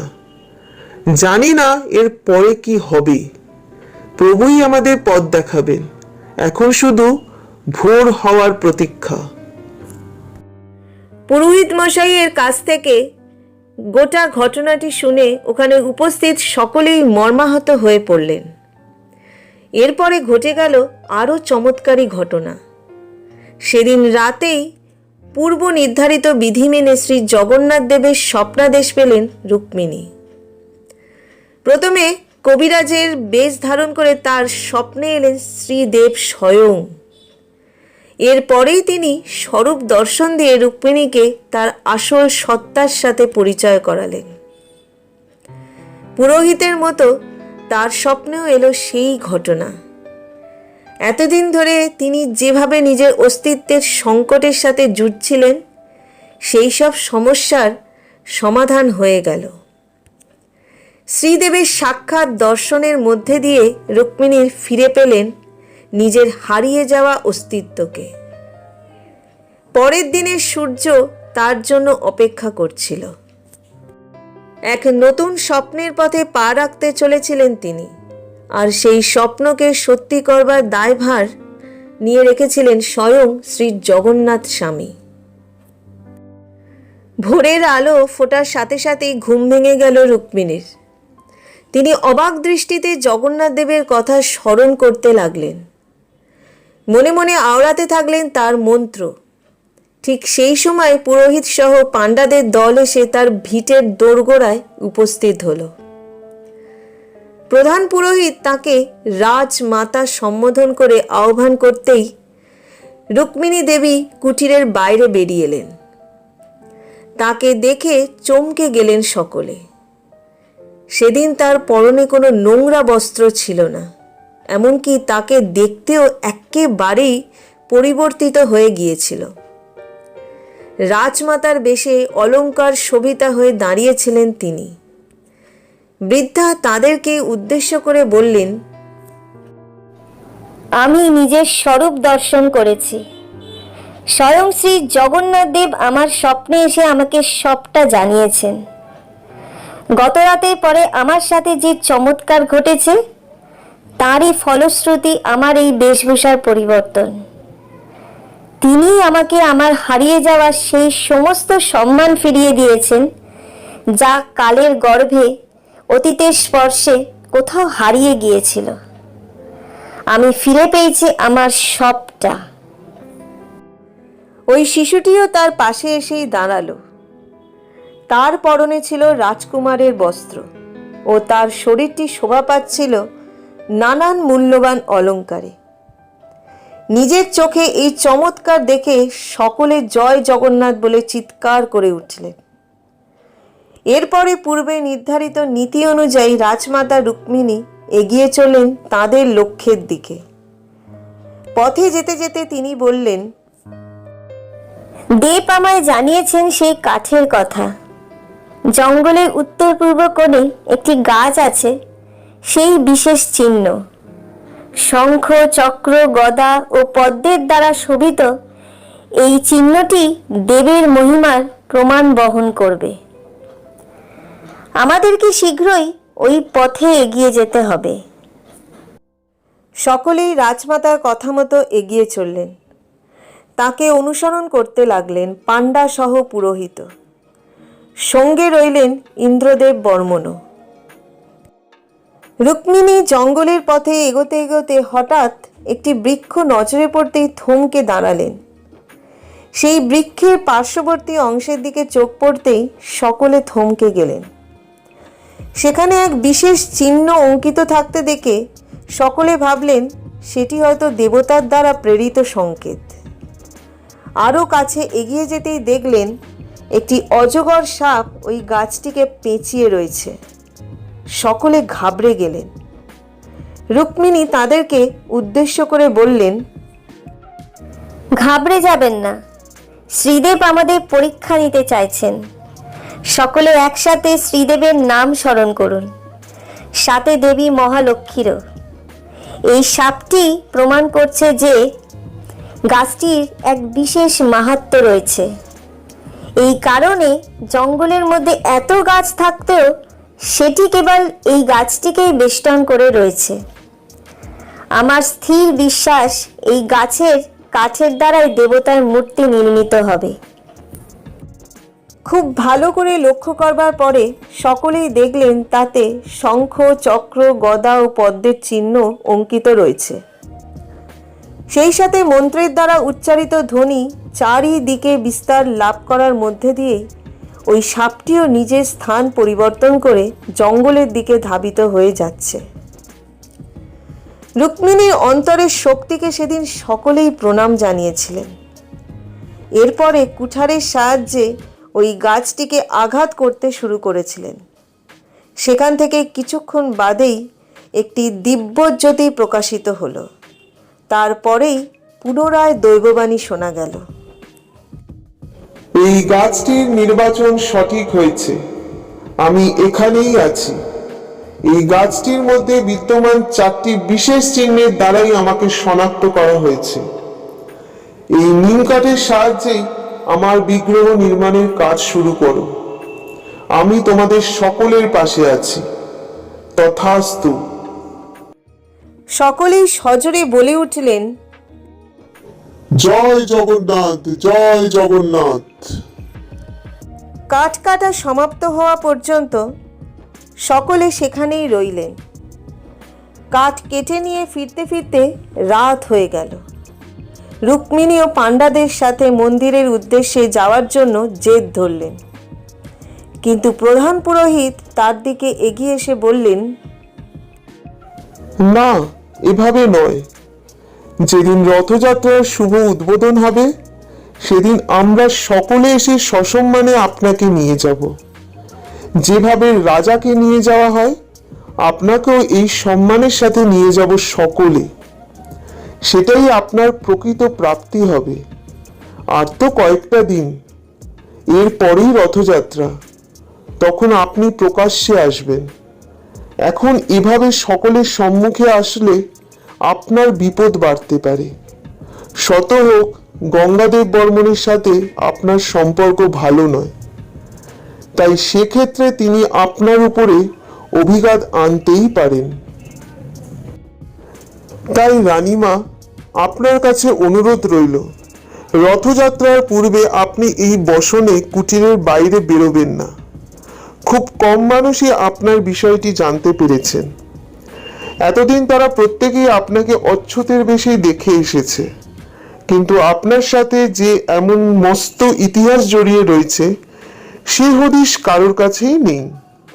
কেবলমাত্র আপনি এবং আমি স্বপ্নাদেশ প্রাপ্তির মধ্যে দিয়েই এই বিষয়টি সম্পর্কে জানতে পেরেছিলাম। আশা করি আপনি আমার কথার অর্থ আন্দাজ করতে পারছেন রানীমা। বেশ, আমার কাছে আপনার কথাগুলি গ্রহণযোগ্য বলেই বিবেচিত হলো। আমি আমার নিজের স্বরূপের কথা কাউকেই জানাইনি। বিষয়গুলি এত তাড়াতাড়ি ঘটে যেতে পারে তেমনটাও আন্দাজ করতে পারিনি। আমার মনে হয় এখন কিছুদিন এভাবেই নিজেকে আত্মগোপন করে রাখা উচিত হবে। বেশ, আপনারা এগোতে থাকুন, আমাকে খবর দিতে থাকবেন। আমি ও আমার নাতি ততদিন এই কুটিরেই সুরক্ষিত থাকব। ভয় নেই, কেউ আমাদের কোনো ক্ষতি করতে পারবেন না, যতক্ষণ না পর্যন্ত কেউ আমাদের বিষয়ে জানছেন। ততদিন পর্যন্ত কেউই বিষয়গুলিকে রাজার কানে তুলতে পারবেন না। আপনাদের মঙ্গল হোক। কথাগুলি বলা শেষ করেই রানীমা গ্রামের দিকে এগোতে থাকলেন। পাণ্ডাদের মধ্যেই এক গুপ্তচরও ছিলেন। তিনি গোটা বিষয়টি পর্যবেক্ষণ করার জন্যই বেশভূষা পরিবর্তন করে ওই দলের মধ্যে সবার অলক্ষ্যে জায়গা করে নিয়েছিলেন। পাণ্ডারা এগোতে থাকলে সেই ব্যস্ততাকে হাতিয়ার বানিয়ে তিনি কিছুটা পিছনের দিকে সরে গেলেন। এরপরে ধীরে ধীরে রাস্তা পরিবর্তন করে রাজবাড়ির উদ্দেশ্যে এগিয়ে যেতে লাগলেন। রাজবাড়িতে পৌঁছেই তিনি রাজার কক্ষের দিকে এগিয়ে গেলেন। তারপরে রাজার সম্মুখে গিয়ে দাঁড়াতেই গঙ্গাদেব বর্মন সকল সভাসদকে উদ্দেশ্য করে বললেন, আপনারা ক্ষণিকের জন্য বাইরে যান, আমার ওনার সাথে কিছু কথা রয়েছে। এখন আর বৈষয়িক বিষয়ে কোনো আলোচনা হবে না। আবার আগামীকাল আমরা এই বিষয়ে আলোচনা করব। আপনারা এখন প্রস্থান করুন, সকলে সাবধানে যাবেন। সভাসদেরা সকলেই রাজাকে প্রণাম জানিয়ে প্রস্থান করলেন। এরপরে সেই গুপ্তচর রাজার সন্নিকটে এসে উপস্থিত হলেন। রাজা তাকে গোটা বিষয়টি জানাবার জন্য বললে তিনি বলতে শুরু করলেন, রাজামশাই, আমি এক্ষুনি যা দেখে এসেছি তা আমার চোখের ভুল হতে পারে না। এই কোনো সাধারণ ঘটনা হতেই পারে না। এর সাথে নিশ্চিত কোনো চমৎকার জড়িয়ে রয়েছে। যা আমাদের সকলের অজানা। আপনি যা ভেবেছিলেন তা অনেকাংশেই সত্যি। রানীমা অর্থাৎ রুক্মিণী দেবী এখনো বেঁচে রয়েছেন। তিনি উড়িষ্যার পশ্চিম সীমান্তের ওই গ্রামে একটি ছোট্ট কুটিরে লুকিয়ে রয়েছেন। এতকাল ধরে তিনি ওখানেই ছিলেন। এছাড়াও তার সহিত রয়েছেন ইন্দ্রদেব বর্মনও। সে এখন 12 বছর বয়স্ক বালকে পরিণত হয়েছে। রানীমা তাকেও রক্ষা করতে পেরেছেন। তাদের দুজনের কাউকেই দেখে তেমন অসুস্থ মনে হলো না। এখন জানি না কি হবে। ওরা কিছু স্বপ্নাদেশের ব্যাপারে কথা বলছিল। রথযাত্রার দিন তারা রানীমায়ের হাতেই উদ্বোধন করানোর সিদ্ধান্ত নিয়েছেন। রানীমা জীবিত থাকার ফলে তারা সকলেই ভাবছেন এই সাম্রাজ্যের উপরে এখনো তাঁরই অধিকার বলবৎ রয়েছে। তারা আপনাকে কোনোভাবেই সম্মান জানাতে চান না। আপনাকে যে করেই হোক আগামী 21 দিনের মধ্যেই সমস্ত কাজ সম্পাদন করে ফেলতে হবে। তবে আপনি নিজের ক্ষমতায় আসীন থাকতে পারবেন। গুপ্তচরের কথা শুনে রাজা চিন্তাগ্রস্ত হয়ে পড়লেন। গুপ্তচর যে মিথ্যা বলছে না এই বিষয়টি সম্পর্কে তিনি নিশ্চিত ছিলেন। এতদিনের বিশ্বস্ত লোককেই তিনি এই বিশেষ কাজের জন্য নিয়োগ করেছিলেন। তিনি গুপ্তচরকে উদ্দেশ্য করে বললেন, সাব্বাস!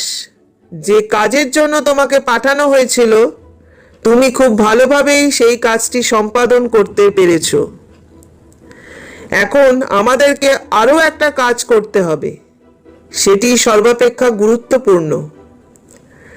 রানীমাকে ইন্দ্রবর্মন সহ ধরে এনে কালকুঠুরির মধ্যে আটকে রাখতে হবে। আর এই কাজ সম্পাদনের জন্য তুমিও আমার সাথেই যাবে। আমি ওই মহিলাকে কোনো দিনও ক্ষমা করতে পারবো না। আমার নিজের মা হওয়া সত্ত্বেও তিনি আজীবন আমার ছোট ভাইকেই এই সাম্রাজ্যের যোগ্য উত্তরাধিকারীর মর্যাদা দিয়ে গিয়েছিলেন। তাই ওনার জীবিত থাকার কোনো অধিকার নেই, এমনকি ইন্দ্রবর্মনেরও নেই। আজকে রাতেই আমাদের ওই গ্রামের উদ্দেশ্যে পাড়ি দিতে হবে। নির্ধারিত সময় মতোই সকলে গ্রামের উদ্দেশ্যে রওনা হয়ে গেলেন। সকলেই বেশ বদলে চললেন। জঙ্গলের পথ ধরে এগোতে শুরু করলেন। তারা ওই গ্রামের সীমান্তে পৌঁছানোর পরেই বেশ কিছু কুঠির দেখতে পেলেন। গুপ্তচরটি তাদেরকে উদ্দেশ্য করে বললেন, ওই যে ওই কুটিরটি দেখছেন, সেখানেই রানীমা লুকিয়ে রয়েছেন। আমাদেরকে সেদিকে এগিয়ে যেতে হবে। আসুন সকলে, আর দেরি করা ঠিক হবে না। এখন রাত্রি বেশ গভীর, সকলেই নিদ্রামগ্ন হয়ে থাকবে। তারা সকলেই রুক্মিণী দেবী কুটিরের সামনে গিয়ে দাঁড়ালেন। রাতের পরিবেশ ছিল একেবারেই শান্ত। কোনো কিছু বোঝার পূর্বেই একদল লোক ওই কুটিরের দিকে এগিয়ে গেলেন। রাজা তাদেরকে আদেশ করলেন, এক্ষুনি সকলে কুটিরে প্রবেশ করো। এরপরে হাত পা বেঁধে ওদের দুজনকে বাইরে নিয়ে এসো। তারপরে আমিও দেখব ওরা কিভাবে আমাকে ফাঁকি দিয়ে পালাতে পারে। আমার চোখকে ফাঁকি দেয়া এতই সহজ? আমার রাজ্য থেকে আমার পিঠেই ছুরি গুজবেন ভেবেছিলেন এই মহিলা? কিন্তু সেটা আর হচ্ছে না, কোনোভাবেই না। রাজার কথা মতো সিপাহীরা সকলেই কুটিরে প্রবেশ করলেন। ভিতরে প্রবেশ করা মাত্রই তারা দেখলেন রুক্মিণী দেবী ও ইন্দ্রবর্মন ঘুমাচ্ছেন। তারা ঘুমন্ত অবস্থাতেই রশ্মির সাহায্যে উভয়ের হাত বাঁধতে শুরু করে দিলেন। রুক্মিণী দেবী চিৎকার করে উঠলেন, কিন্তু তার চিৎকারের শব্দ কুটিরের বাইরে বেরোনোর কোনো সুযোগ পেল না। তিনি কিছু বোঝার আগেই সিপাহীরা তার মুখ ঢেকে ফেললেন। ইন্দ্রবর্মন ছটপট করতে থাকায় এক সিপাহী বল্লমের পশ্চাৎ অংশের সাহায্যে তার কপালে আঘাত করলেন। ইন্দ্রবর্মন জ্ঞান হারালেন। ওই অবস্থাতেই তাদের দুজনকে ঘোড়ার গাড়িতে তোলা হলো। দুজন পেয়াদা তাদেরকে শক্ত করে ধরে রইলেন, আর বাকিরা কড়া পাহারার দ্বারা গাড়িটিকে নিয়ে এগোতে শুরু করলেন। রাজা গঙ্গাদেব বর্মনের কণ্ঠ কানে আসতেই রুক্মিণী দেবী নিশ্চিত হয়ে গেলেন। তার অন্তরের ভয়টি যে এভাবে সত্য হয়ে যেতে পারে সেটা ভাবা মাত্রই চমকে উঠলেন তিনি, কিন্তু কিছুই বলতে পারলেন না। পেয়াদারা তার মুখটিকে শক্ত করে বেঁধে রেখেছিলেন, ফলে কিছু বলাও সম্ভব ছিল না। বেশ অনেকটা রাস্তা চলে আসবার পরে রুক্মিণী দেবী কিছু কোলাহল শুনতে পেলেন। কিছু পেয়াদা মিলে তাকে হির হির করে গাড়ি থেকে নামিয়ে কালকুঠুরির দিকে অগ্রসর হতে লাগলেন। কালকুঠুরিতে প্রবেশ করে তারা রুক্মিণীর মুখ থেকে বাঁধন খুলে দিলেন। রুক্মিণী বেশ কিছুটা বাতাস ফুসফুসে ভরে নিলেন। এরপরে সামনে তাকাতেই দেখলেন রাজা দাঁড়িয়ে আছে। তিনি রাজা গঙ্গাদেব বর্মনের দিকে হিংস্র দৃষ্টিতে তাকিয়ে বললেন, যে সন্তান নিজের মাকে এমনভাবে কষ্ট দিতে পারে, যে সন্তান সমস্ত ক্ষমতা পাওয়ার লোভে নিজের মাকে কালকুঠুরিতে আটকে রাখার সিদ্ধান্ত নিতে পারে, সে আর যাই হোক কোনোদিনই সুসন্তান হতে পারে না। তুমি যেই উদ্দেশ্যে আজকে আমাকে এখানে নিয়ে এসেছো, এমনকি এই পরিবারের যোগ্য উত্তরাধিকারী অর্থাৎ ইন্দ্র বর্মনকেও আটক করে রাখার চেষ্টা করেছো, সেই উদ্দেশ্য তোমার কোনো দিনও পূর্ণতা পাবে না। তার কারণ আমাদের মাথার উপরে শ্রী জগন্নাথ দেবের আশীর্বাদ রয়েছে। তিনি রক্ষা কবচের মতো আমাদেরকে সুরক্ষিত রাখবেন। কথাটা মনে রেখো। তুমি এতদিন ধরে আমার উপরে নানানভাবে অত্যাচার চালিয়েছ, এমনকি আমাকে মেরে ফেলারও চেষ্টা করেছিলে, কিন্তু তোমার সেই আশায় ছাই পড়েছে। আর এবারে তোমার যে পরিণতি হতে চলেছে তা যে কতখানি করুণ তা হয়তো তুমি আন্দাজ করতে পারবে না। আমি জানি তুমি পাপী, তুমি একাধিক মানুষের প্রাণ কেড়ে নিয়েছো, এমনকি নিজের পিতাকেও তুমি হত্যা করেছিলে। এর ফল তোমাকে ভুগতে হবে দেববর্মন।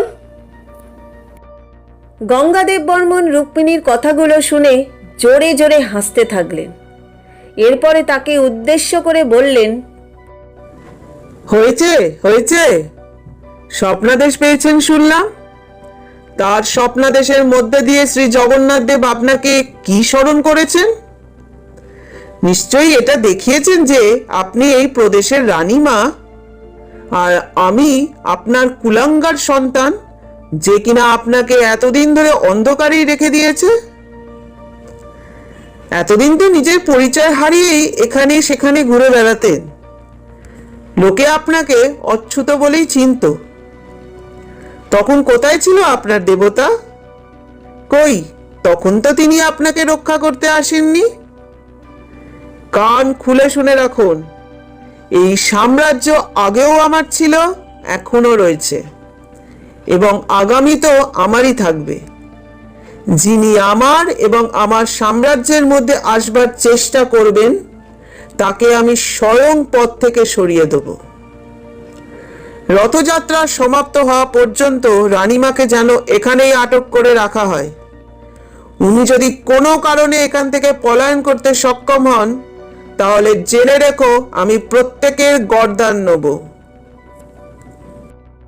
কথাগুলি বলেই রাজা গঙ্গাদেব বর্মন কালকুঠুরি থেকে প্রস্থান করলেন। রুক্মিণী ওইখানেই আটক হয়ে রইলেন। অন্যদিকে প্রধান পুরোহিতের তত্ত্বাবধানে বিগ্রহ নির্মাণের কাজ প্রারম্ভ হলো। সময় এগিয়ে যেতে লাগলো। রুক্মিণীর উপরে তারা অত্যাচার চালালেন। অন্যায়ভাবে তাকে আঘাত করতে থাকলেন সকলে, এমনকি ইন্দ্রবর্মনের উপরেও তারা আঘাত আনলেন। রুক্মিণী অস্থির হয়ে পড়লেন, ঈশ্বরের নাম স্মরণ করতে লাগলেন। হে দেব, আমি এই সমস্ত কষ্ট মুখ বুজে সহ্য করে চলেছি। আমি জানি আপনি একটি সুরাহা খুঁজে বার করবেন। এর দ্বারা আমি ও এই উত্তরসূরি ঠিক মুক্তি পাব। আমার আপনার মহিমার উপরে পূর্ণ বিশ্বাস রয়েছে। আমি জানি আপনি এই পাপীদের উচিত শাস্তি দেবেন। আমাদেরকে রক্ষা করুন। এভাবে সব কিছুকে শেষ হয়ে যেতে দেবেন না। আপনি তো ন্যায়ের প্রতিস্থাপক। সর্বদাই অন্যায়ের বিরুদ্ধে মানুষ আপনাকে স্মরণ করেছে। আজকেও যে আপনি এই বৃদ্ধার কথাগুলি শুনবেন না, এমনটা হতেই পারে না। রক্ষা করুন দেব, রক্ষা করুন, কৃপা করুন প্রভু। রথযাত্রার মুহূর্ত ছিল আসন্ন। বিগ্রহ নির্মাণের কাজ সুসম্পন্ন হয়ে গিয়েছিল। সকলেই দেবতাকে অর্ঘ্য প্রদানের শুভ মুহূর্তটির জন্য অপেক্ষা করছিলেন।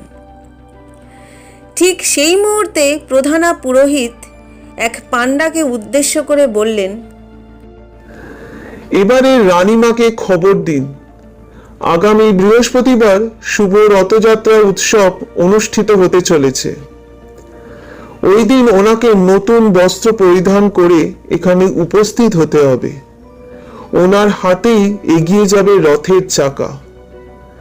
পূর্ব নির্ধারিত বিধি মেনেই আমাদেরকে অগ্রসর হতে হবে। যান, আপনাদের মধ্যে থেকেই দুজন গিয়ে রানীমাকে গোপনে এই খবরটি দিয়ে আসুন। তাদের কাছে প্রধান পুরোহিতের কথা ছিল বেদবাক্যের মতো। তাদের মধ্যে থেকে দুজন বিশেষ পাণ্ডা রাতের দিকে গ্রামের উদ্দেশ্যে রওনা হয়ে গেলেন। রথযাত্রা উৎসবের জন্য হাতে ছিল মাত্র 2 দিন। এই স্বল্প সময়ের মধ্যেই সমস্ত কাজ সম্পাদন করতে হতো। তারা গ্রামে পৌঁছে দেখলেন কুটিরের সামনে বেশ কিছু রাজপেয়াদা মোতায়েন করা হয়েছিল। তাদের মধ্যে থেকেই একজনের কথা কানে আসতেই দুজন পাণ্ডা ঘাবড়ে গেলেন। তারা শুনলেন, যাক, রানীমাকে তো রাজা আটক করেই রেখেছেন। ওই কালকুঠুরির দরজা ভেদ করে বাইরে বেরিয়ে আসার ক্ষমতা নিদেন পক্ষে তার নেই। যাকেই ওই লোহার শিকলে বন্দী হয়ে থেকেই তাকে শেষ নিঃশ্বাস ত্যাগ করতে হবে। হা হা হা হা, ভেবেছিলেন এইভাবেই হয়তো রাজার নাকের ডগা দিয়ে পালিয়ে যেতে পারবেন? রথের চাকা টানবেন নাকি? কত শখ! এখন পচে মরুক দুজনে। প্রহরীদের মুখে এমন কথা শুনে পাণ্ডাদ্বয় অস্থির হয়ে পড়লেন। তারা সময় নষ্ট না করে মন্দিরের দিকে এগোতে শুরু করলেন। মন্দিরে পৌঁছেই তারা প্রধান পুরোহিতের নিকটে গিয়ে উপস্থিত হলেন। তাদের মধ্যে থেকে একজন বলে উঠলেন, রাজা গঙ্গাদেব বর্মন রানীমা সহ ইন্দ্রদেব বর্মনকে কালকুঠুরিতে আটক করে রেখেছেন। ওনারা হয়তো এখন খুবই সংকটজনক অবস্থার মধ্যে রয়েছেন। আমাদের মধ্যে থেকে কেউ একজন আমাদের সাথে বিশ্বাসঘাতকতা করেছিলেন, না হলে এই খবর কিরূপে বাইরে যাওয়া সম্ভব ছিল? কিছুতেই না। এখন উপায়? পুরোহিত মশাই চিন্তিত হয়ে পড়লেন। তিনি তাদেরকে উদ্দেশ্য করে বললেন, এমতো অবস্থায় আমাদের তরফ থেকে কিছু করা সত্যিই সম্ভব নয়। আমরা অপারগ, হাতে প্রচুর কাজ পড়ে রয়েছে। এদিকটা সামলে রানীমাকে উদ্ধার করে আনবার মতো যোগ্য ব্যক্তিও আমাদের মধ্যে নেই। কিভাবে সম্ভব?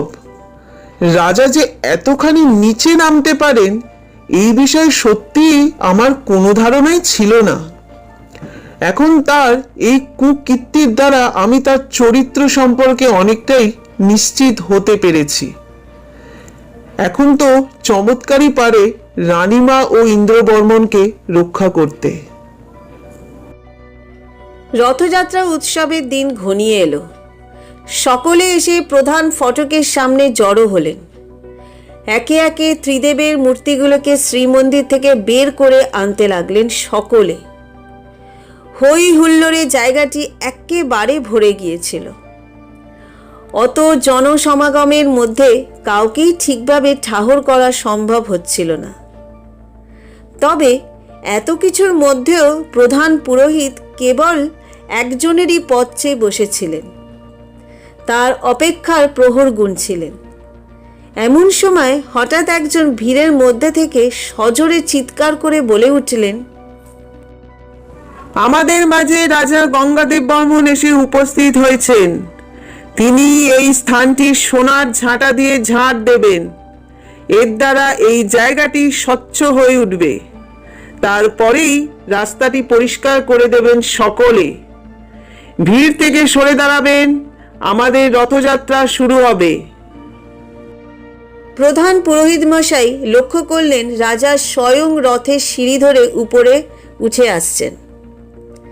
দেবের মূর্তির সামনে এসে দাঁড়াতেই হঠাৎ রথটি দুলে উঠল। ওখানে উপস্থিত সকলেই বিচলিত হয়ে পড়লেন। রাজা টাল সামলাতে না পেরে রথের সিঁড়ি ধরে নিচের দিকে পড়ে গেলেন। রাজার এমন অবস্থা দেখে সকলেই হৈ হৈ করে উঠলেন। ঠিক সেই সময় মেঘ গর্জন করে উঠল। আকাশের মাঝে ফাটল ধরল। মেঘ সরে যেতেই এক সুদৃঢ় কণ্ঠস্বর ভেসে এলো। সকলে বিভোর হয়ে শুনতে লাগলেন, গঙ্গাদেব বর্মন, তুই এক পাপী কোনো দিনও আমার বিগ্রহকে স্পর্শ করতে পারবে না। এই রথের চাকা চলবে তখনই যখন রুক্মিণী এসে ধরবে। তার পবিত্র স্পর্শের দ্বারাই এই রথ এগোবে। তুই সকলের অলক্ষ্যে তাকে আটক করে রেখেছিস। এই কাজের জন্য তোকে এই স্থানেই মৃত্যু বরণ করতে হবে। যে জনসাধারণ এতকাল তোকে বিশ্বাস করে এসেছে, আজ তুই তাদের সকলের বিশ্বাস ভেঙেছিস। এর প্রতিবাদ হবেই, তা যে পূর্ব নির্ধারিত। এরাই আজকে তোর মৃত্যুর কারণ হবে। দৈববাণী সমাপ্তির সাথে সাথেই রাজার দিকে সকলে এগিয়ে আসতে লাগলেন। তার এই কুকর্মের কারণ জিজ্ঞাসা করেও কেউ সঠিক জবাব পেলেন না। প্রত্যেকেই রাজার দিকে ঘৃণার দৃষ্টিতে তাকালেন। এরপরে সমস্বরে এগিয়ে এসে তার উপরে অযাচিতভাবে প্রহার করতে শুরু করলেন। অন্যদিকে রুক্মিণীর সামনে একের পর এক লোহার দরজা আপনা থেকেই খুলে যেতে শুরু করল। সেখানে উদয় হলেন স্বয়ং জগন্নাথ দেব। তিনি তাকে দর্শন দিয়ে বললেন, আমি কোনো দিনও আমার ভক্তকে নিরাশ করি না।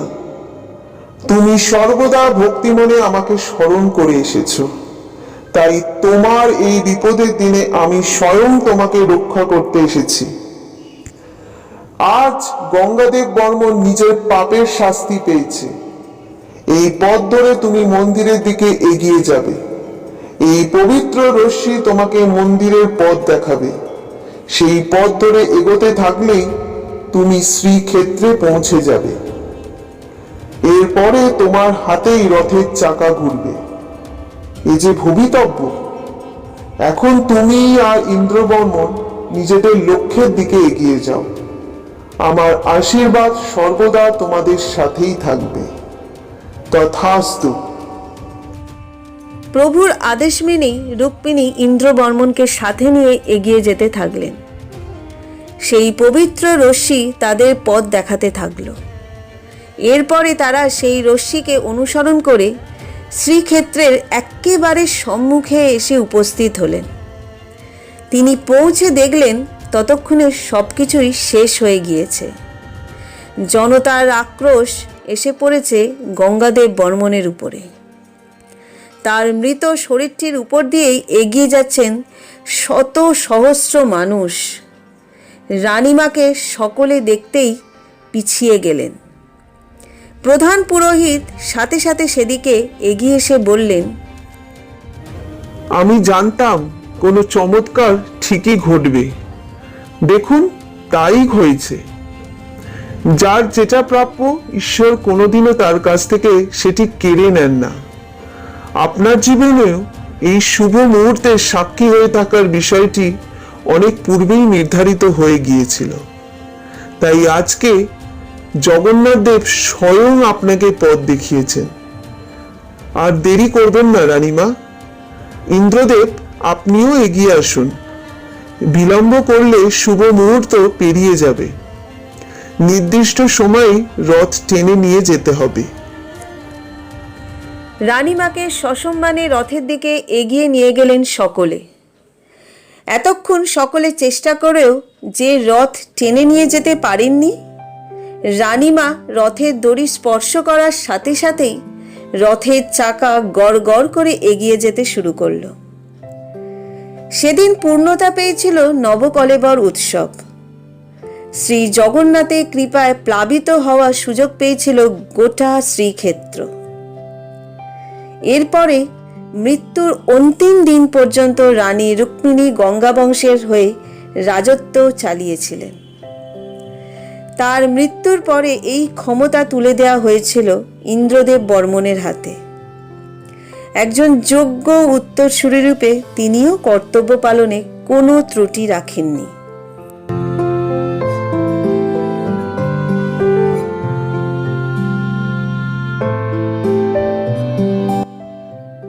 সকলে বলুন, জগন্নাথ স্বামী নয়ন পথগামী ভব তুমি, জগন্নাথ স্বামী নয়ন পথগামী ভব তুমি। এই ছিল আজকের নিবেদন। আপনারা এতক্ষণ শুনছিলেন লেখিকা সঞ্চারী ভট্টাচার্যের কলমে নবকলেবর, জগন্নাথ দেবের এক অজানা রহস্যের কাহিনী, অন্তিম পর্ব। যারা এখনো পর্যন্ত এই কাহিনীর প্রথম পর্ব শোনেননি, ডেসক্রিপশন বক্সে আমার চ্যানেলের লিংক দেয়া থাকবে, আপনারা শুনে নিতে পারেন। গল্পটি শুনতে আপনাদের কেমন লেগেছে আপনাদের কমেন্টের অপেক্ষায় থাকব। এরকম আরও ভিন্ন স্বাদের গল্প শুনতে হলে যারা আমার চ্যানেলটাকে এখনও সাবস্ক্রাইব করেননি তারা প্লিজ আমার চ্যানেলটাকে সাবস্ক্রাইব করে দেবেন, পাশে থাকা বেল আইকনটি প্রেস করে দেবেন যাতে আমার নতুন গল্পের সমস্ত নোটিফিকেশন আপনাদের কাছে পৌঁছয়। আজকের মতো বিদায় নিচ্ছি, আবার নিয়ে আসবো নতুন স্বাদের নতুন গল্প নিয়ে। আপনারা ভালো থাকবেন, সুস্থ থাকবেন, গল্প শুনতে থাকবেন।